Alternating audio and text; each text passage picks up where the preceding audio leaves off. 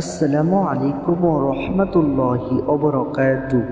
মুনাজাতের সবচেয়ে সর্বশ্রেষ্ঠ দোয়া আপনাদের মাঝকে আমি আলোচনা করব। অবশ্যই ভিডিওটি শেষ পর্যন্ত দেখবেন।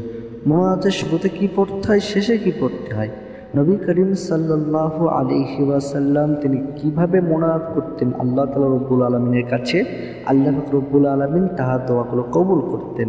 আমরা মুনাজাতের সময় কিছু ভুল করে থাকি, তার জন্য আল্লাহ রব্বুল আলামিন আমাদের মুনাজাতটাকে ফিরে যাচ্ছে, কবুল করছে না। তাই জন্য আমি সকল মুসলমান ভাই ও বোনদের কাছে আন্তরিক রিকোয়েস্ট করে বলবো, এই ভিডিওটি কেউ স্কিপ করে চলে যাবেন না, ভিডিওটি শেষ পর্যন্ত দেখবেন। কারণ আমি আজকে আলোচনা করব মুনাজাতের সময় কিভাবে মুনাজাত করতে হয়, মুনাজাতের সময় কোন দোয়াগুলো পাঠ করতে হয়, মুনাজাতের শুরুতে কি পড়তে হয়, শেষে কি পড়তে হয়, কীভাবে মুনাজাত করলে মহান আল্লাহ তাআলা রব্বুল আলামিন আমাদের মুনাজাতটাকে কবুল করবেন, এবং মুনাজাতের সময় কিছু ভুল করলে আল্লাহ রব্বুল আলামিন তাহার মুনাজাতটাকে কবুল করেন না, ফিরে যান, রাগান্বিত হয়ে যান। সেই বিষয়ে আজকে আলোচনা করবো। অবশ্যই ভিডিওটি শেষ পর্যন্ত দেখবেন।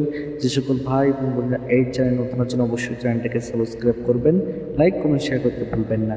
আগে মুনাজাতের কিছু গুরুত্বপূর্ণ দোয়া আলোচনা করি।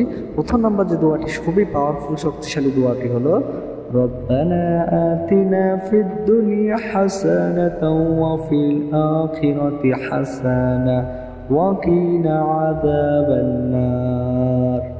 আমি আবারও বলছি দোয়াটি, ربنا آتنا في الدنيا حسنة وفي الآخرة حسنة وقنا عذاب النار। দ্বিতীয় নম্বর দোয়াটি হলো রব্বির হামহুমা কামা রাব্বায়ানি সগীরা। তৃতীয় নম্বর দোয়াটি খুবই পাওয়ারফুল দোয়া, আস্তাগফিরুল্লাহাল্লাযী লা ইলাহা ইল্লা হুয়াল হাইয়ুল কাইয়্যুম ওয়া আতুবু ইলাইহি। এই দোয়াটি হলো ইস্তিগফার দোয়া।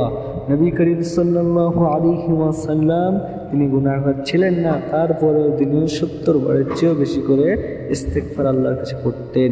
তাহলে আমরা তো অতি গুনাহগার, আমাদের আরও বেশি করা দরকার। তারপর যে দোয়াটি পাঠ করবেন সেই দোয়াটি হলো লা ইলাহা ইল্লা আনতা সুবহানাকা ইন্নী কুনতু মিনাজ জালিমিন। নবী ইউনূস আলাইহিস সালাম যখন মাছের পেটে চলে গিয়েছিলেন তখন এই দোয়াটি আল্লাহর কাছে করেছিলেন, আল্লাহ তাকে মুক্তি দিয়েছিলেন। তাই জন্য এই দোয়াটি পড়তে ভুলবেন না, লা ইলাহা ইল্লা আনতা সুবহানাকা ইন্নী কুনতু মিনাজ জালিমিন। এবারে আলোচনা করব মুনাজাতের শুরুতে শেষে কি পড়বেন, তাহলে জেনে নেন। মুনাজাতের শুরুতে এবং শেষে পড়তে হবে সাল্লাল্লাহু আলাইহি ওয়াসাল্লাম দরুদ শরীফ, তাহলে আজ থেকে কেউ ভুলবেন না। এবং মুনাজাতের সময় যে ভুলটি করলে আল্লাহ রব্বুল আলামিন সাথে সাথেই দোয়া রিজেক্ট করে দেন, সেই ভুলটি হলো মুনাজাতের সময় তাড়াহুড়ো করা। নবী করিম সাল্লাল্লাহু আলাইহি ওয়াসাল্লাম বলেছেন,